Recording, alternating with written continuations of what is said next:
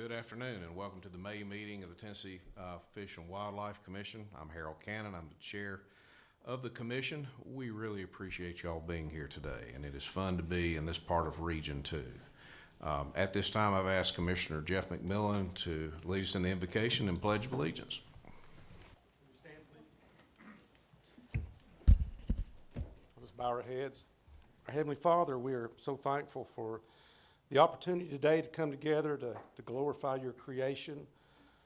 The resources and wildlife that we've been charged to take care of is certainly a blessing. And please grant us the wisdom to make decisions today that would be pleasing to you and benefit us now as well as future generations. We pray for all the men and women of this great agency, for their families, and for those who are not able to be with us today.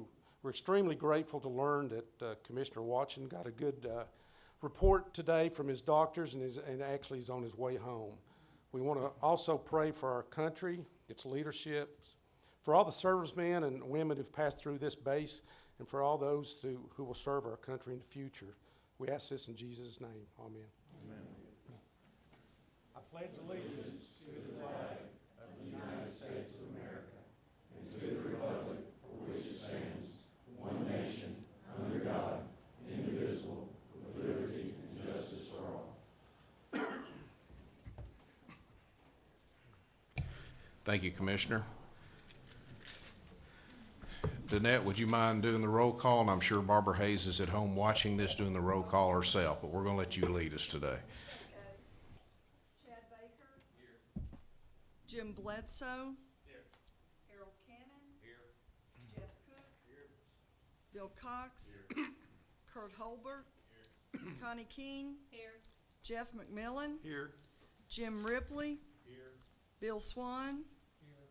Trey Teague. Here. David Watson. Jamie Woodson. Here. Chairman, we have a quorum. Thank you so much. I do want to welcome everyone to today's commission meeting. This is committee day, and with one exception, which I'll explain a little later, there will only be committee action on the matters coming before you. We will be having action on one matter related to a committee that is being set up and the appointments to that committee. Go over that with you a little later. It is a privilege to be at this facility and on the grounds of Arnold Air Force Base. It is a privilege to be in Region 2, and I really want to thank the staff for their hospitality today. We've toured the Bark Camp, Barron's Wildlife Management Area, and if the public has not had a chance to look at what's being accomplished, take the time.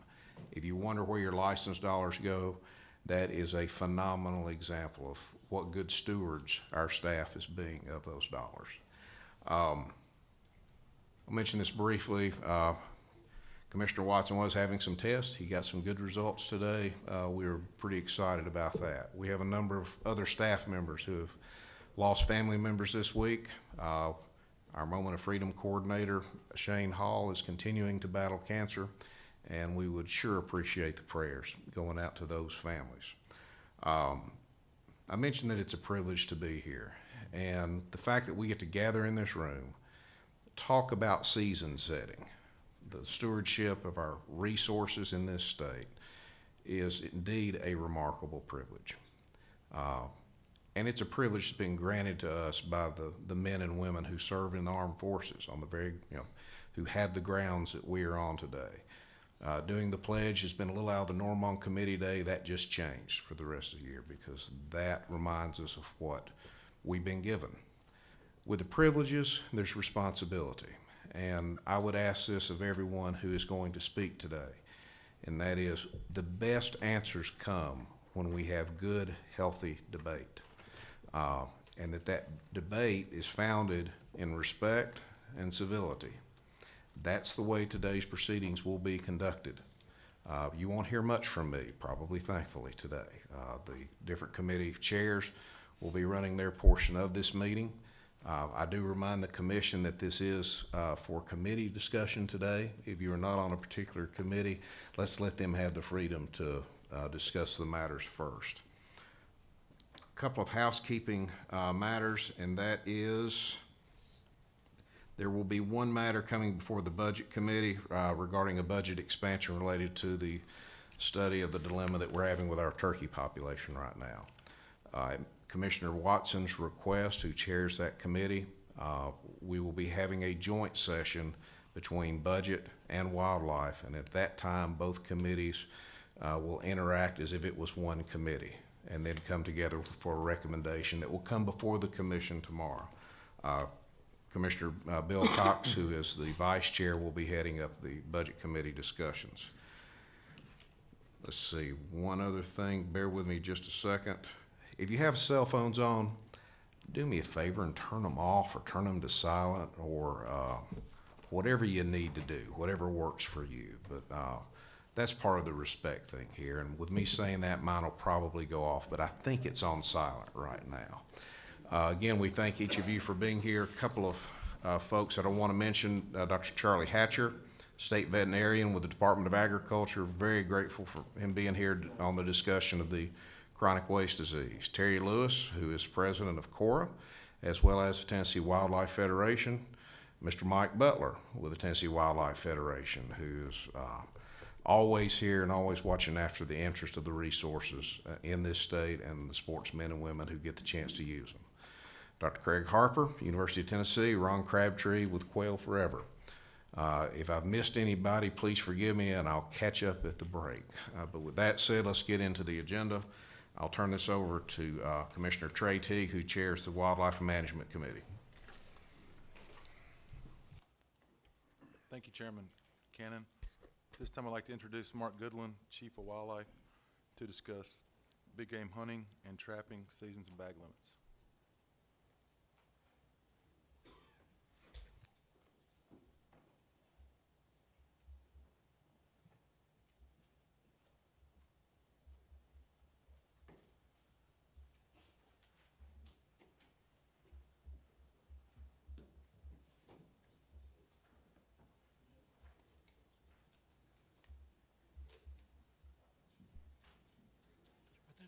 Good afternoon. As you know, this is a big meeting on the calendar year for the agency. This is the one where the commission will set the hunting and trapping seasons for our resident game species. At last month's commission meeting, due to a new process within the U.S. Fish and Wildlife Service, the commission set the hunting seasons for our migratory game birds. So at the end of this commission meeting tomorrow, we will have finalized all of the hunting and trapping seasons for all of our game species in the state.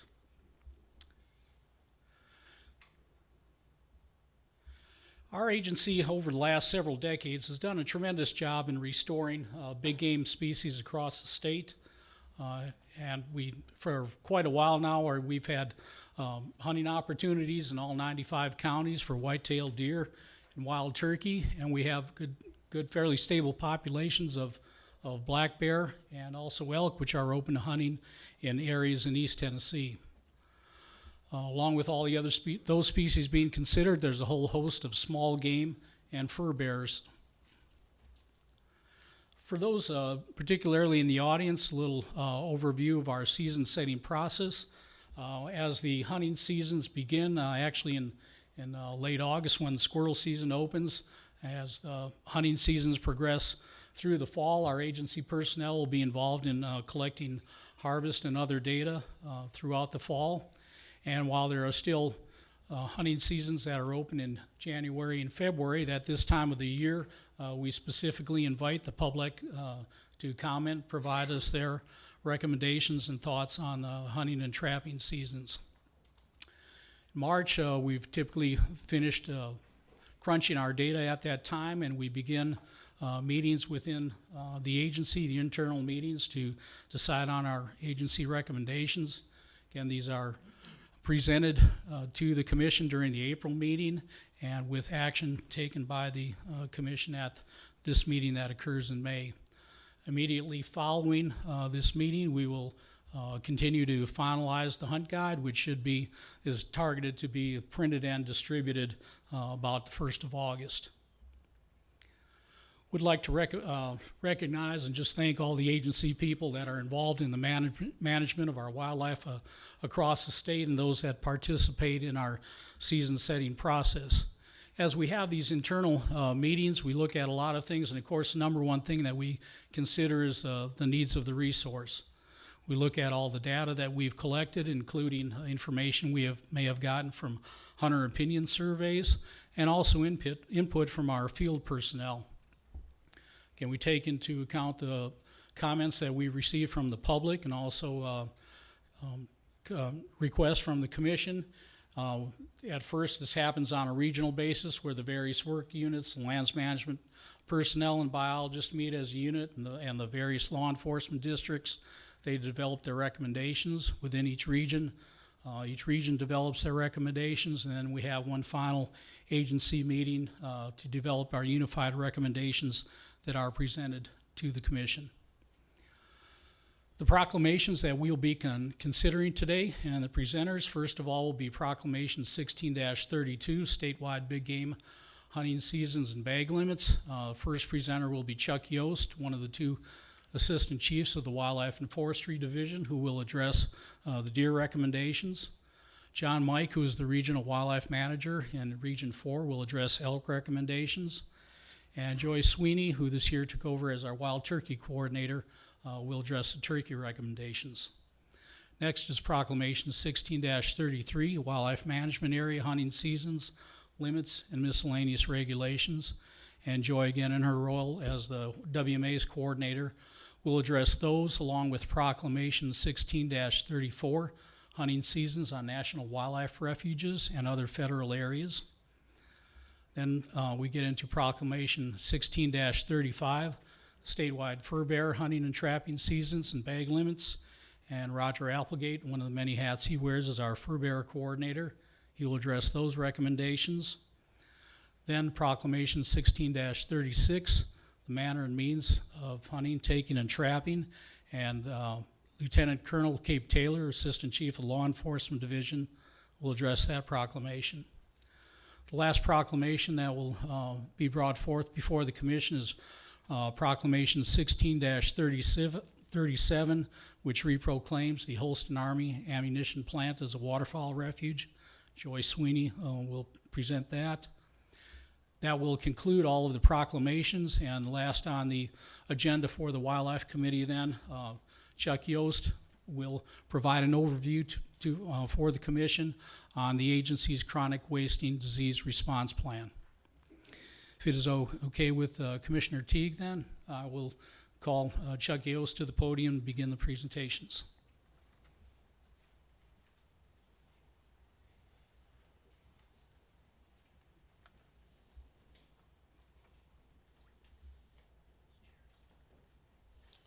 We good to go? Good. Good afternoon, everyone. It's a pleasure to see you again. I will begin with the big game proclamation, specifically the TWA recommendations for next year's deer season. You'll recall from our last meeting that we've spent a lot of time working on modifying our antlerless regulations, specifically to try to simplify those, and then also to allow antlerless harvest during gun season in all counties, and allow antlerless harvest earlier in gun season, and then, if possible, avoid eliminating any opportunity where it existed last deer season. And when I say opportunity, I mean hunting opportunity. And this is the proposal for this year. And you'll notice an addition of Unit C and Unit D. And I'll get more into the details of this recommendation in just a moment. But that is the recommendation in its entirety. If you look at this comparison slide between last year's recommendation on the left and the proposal for next year's season on the right, you'll notice that you have the additional Unit C and Unit D, and that probably most notable is the allowance of one antlerless deer during gun season in all units, and in Unit C and D, or excuse me, more specifically in Unit C, that it's limited to the first 16 days, and then in Unit D, limited to the first 7 days. And I'll point out that I have eliminated the bag limits for Unit L in this graphic just because there's no recommended changes for Unit L, and that I've also eliminated the antlered bag limit from these graphics just to simplify matters, because there is also no recommended change in regards to the buck limit of 2 or antlered deer limit of 2.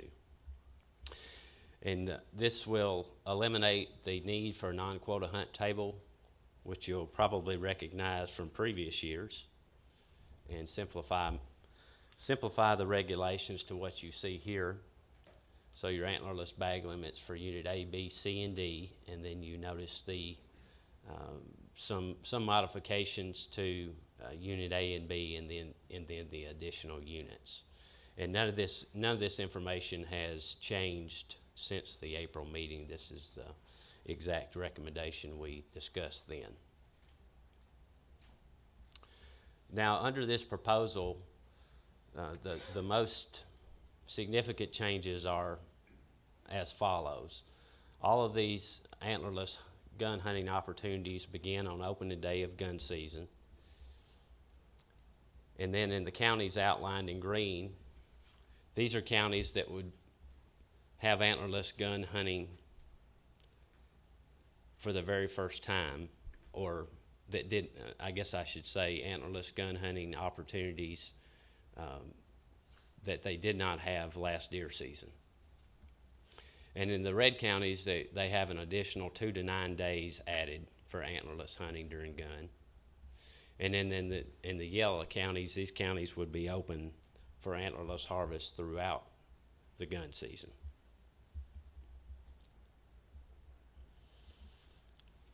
Additionally, we would like to recommend that we again have the 5-day antlerless season that's limited to private lands in Unit L.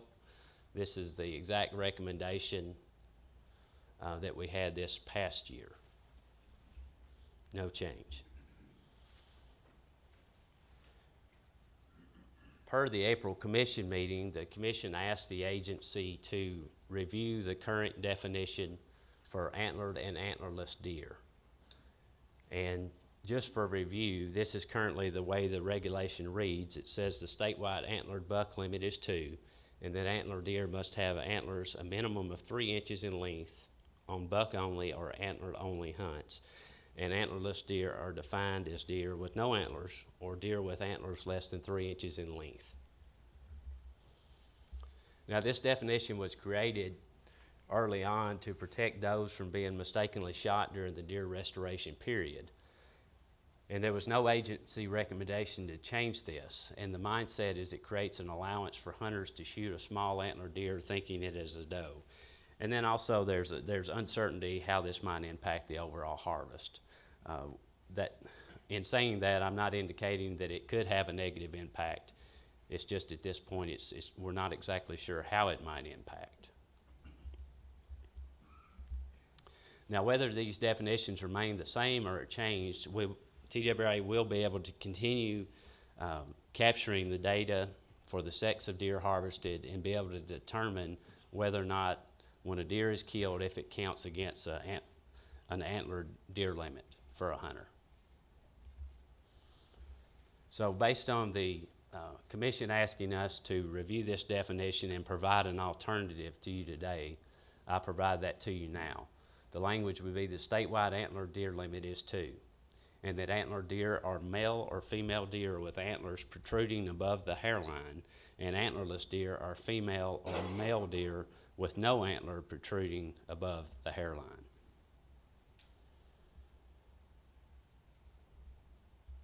And lastly, the same recommendation from April that we eliminate the Claiborne County special red deer hunt. The justification for that is to our knowledge, there's no red deer in this area any longer. Therefore, the hunt is not necessary. And I'll pause there for any questions related to the deer regulations before we move forward to elk, if there's any questions. Any questions from Wildlife Committee concerning what's been presented?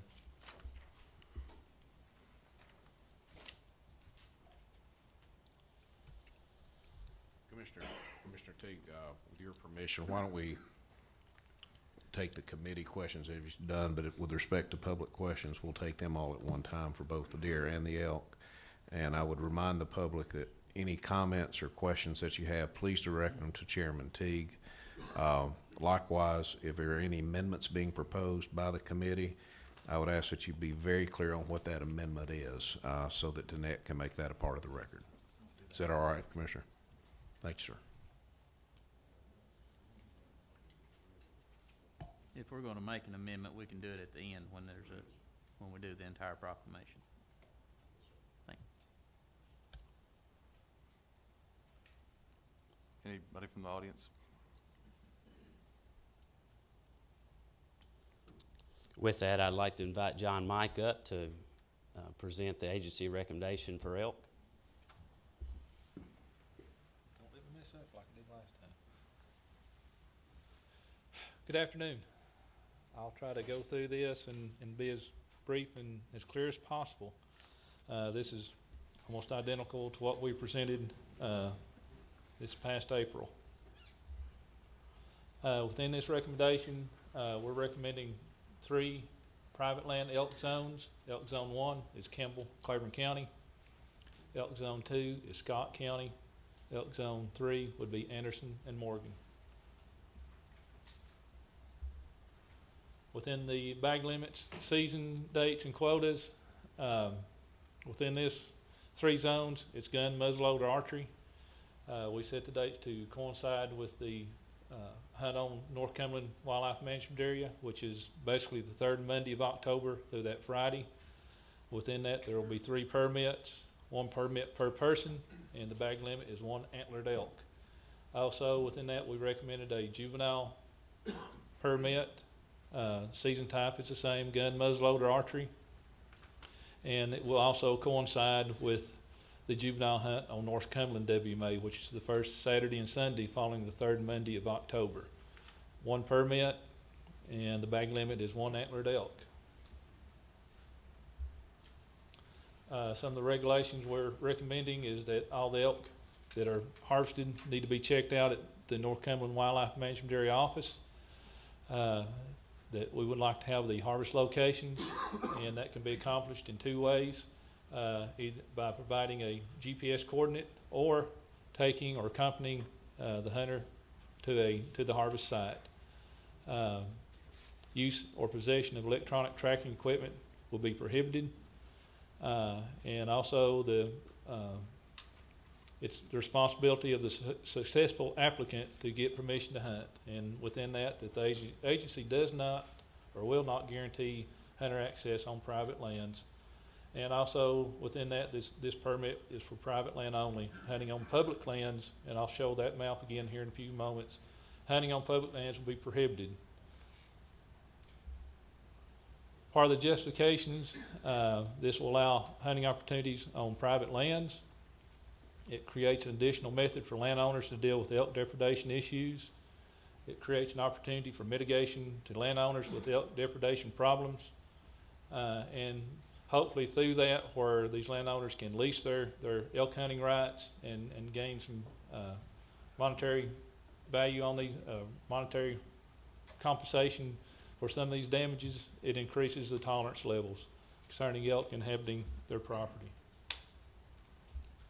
And this is just a quick overview so you can get an idea how these hunt zones will lay. Hunt Zone 1, as I mentioned, is Kimball in Claiborne County.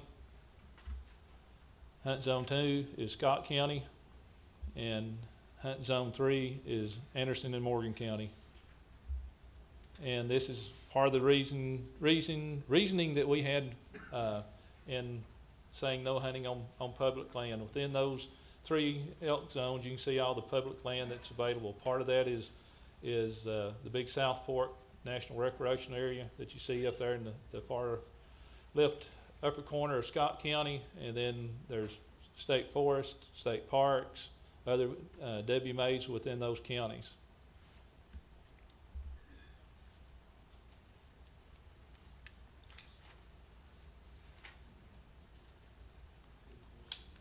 So Ken, I just want a clarification. So you're asking to add 4 permits 4 permits. that are private land only. That's correct. There'll be a total of 10, 6 on the WMA and 4 on private, for a total of 10. I guess my concern of having 4 permits that are private only, you may be drawing folks that may not be able to financially afford to hunt, and I would like to, at some point, make a motion to change that, so that they have the opportunity to hunt zones too. If I had, I'll put it in the form of a motion if you'd like, or we'll have more discussion first, but I would like to see the new permits be archery only. I'd like to see them, if we're gonna have five permits archery only, that would be, that would hunt maybe 2 or 3 weeks before the gun season does, and that those 5 also have the opportunity to hunt public or private. And then all 10 permits, I guess it'd be 11 with the juvenile, would be such that all of them have a zone that they are drawn for, and if they elect not to hunt that zone, then they can work out a place to hunt with the private individuals. But we would have 10 opportunities for that, of which 5 would be archery. So I'd like to see that discussed. Do it after deer, okay. Is that a motion? Should I make the motion now, or? The deer and the elk are part of the same proclamation, so, Chairman Teague, how do you want to handle it?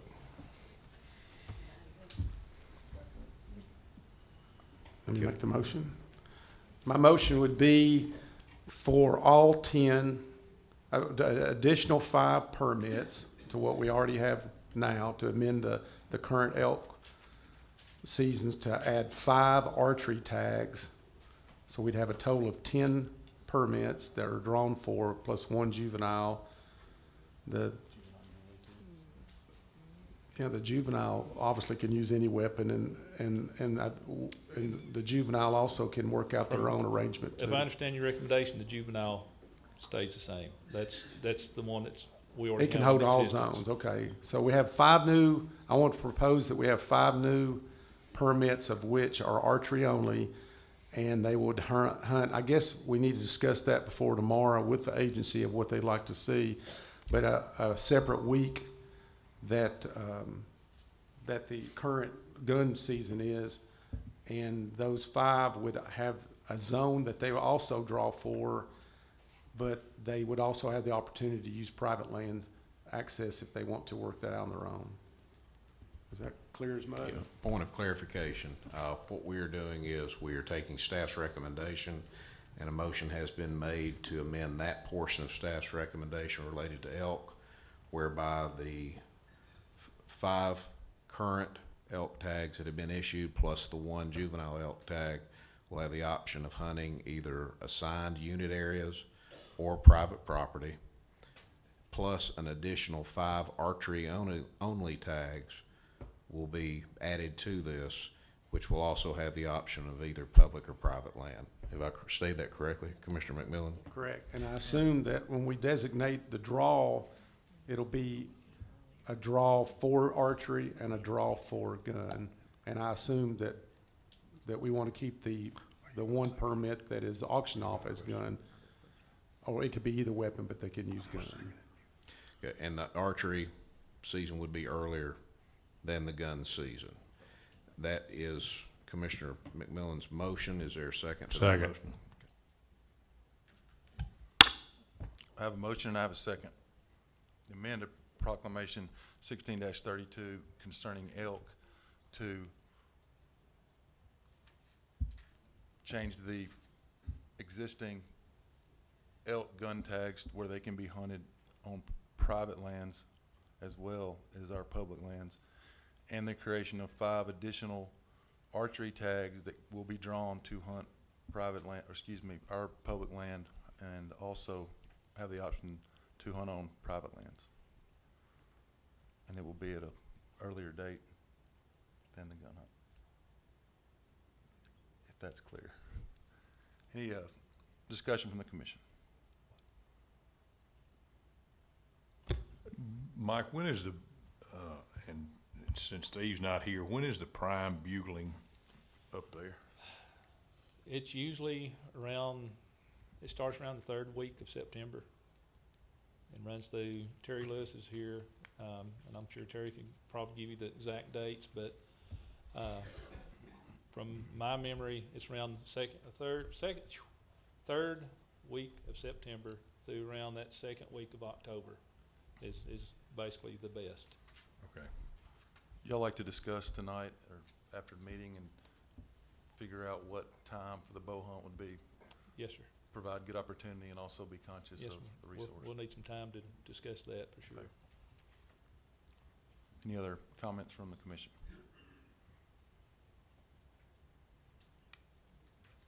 Any comments from the audience concerning elk?